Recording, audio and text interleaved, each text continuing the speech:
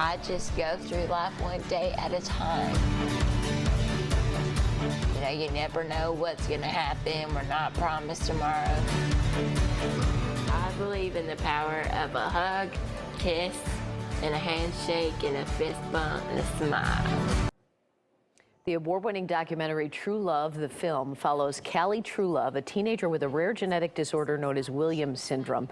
True Love is on a mission to spread love and awareness of her condition.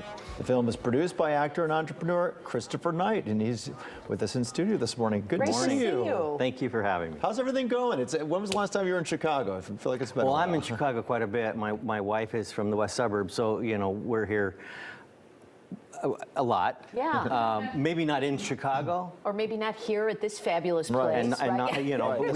The center of Chicago. But I'm in Chicago this time because the Williams syndrome is having their convention here in Schaumburg this week. For people who don't know, tell us what Williams syndrome is and how you got involved with this. It's a very rare genetic disorder.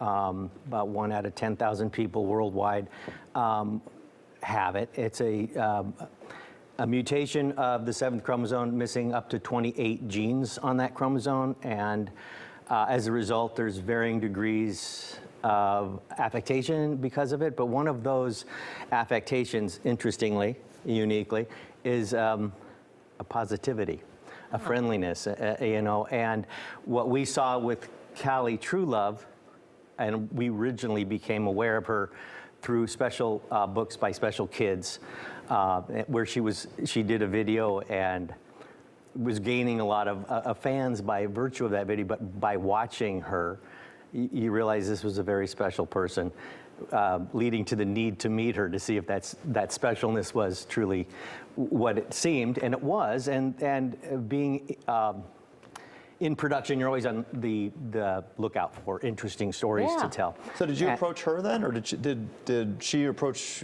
your company? No, we approached her when we saw the video because, again, looking for interesting stories. We had never heard of Williams syndrome. Yeah. And didn't know we were, you know, like everyone else, that it had been, that it's a difficulty for Williams to get the traction and get the awareness, even so far as to not be diagnosed properly, because even the medical community isn't that aware of it. I mean, there's more tests now, and there is a test, I guess, just a recent test to be able to determine whether or not one has Williams syndrome. So, and you're in town for a big convention, right? we built the film around Callie. One of the other indicators was her last name was Truelove. Yeah. And her disposition is one that draws out of everyone really true love. And I mean, it's about looking, friendliness. We were looking at some clips from the documentary. There are some other kids there. Who are some of them? And we are premiering the movie at Williams. Oh. The movie right now is going through the film festival circuit. It's being watched and judged now at the Maui Film Festival. In fact, anyone wanting to watch the film can go to our website, truelovethefilm.com, select on the link to the Maui Film Festival, and then you'll be able to view the film. If you like it, please vote positively. And you, in addition to being a film producer, you've had your hands in a lot of the tech world. You've got a furniture line, which is taken off, and and you still, you know what I love is that we've had you on the show a number of times over the years. There's people that are involved with classic shows like the Brady Bunch or other shows that don't want to talk about it, but you do a podcast with Barry Williams. You're such a good The more sport. I've been able to reflect and forced to reflect, because it's been 53 years now, and we continue, God, you know, right? I'm still a kid, right? You know, the fact is in this reflection, I recognize how much of me is a result of the experiences that I had, both at home, but in the Brady home as well. How so?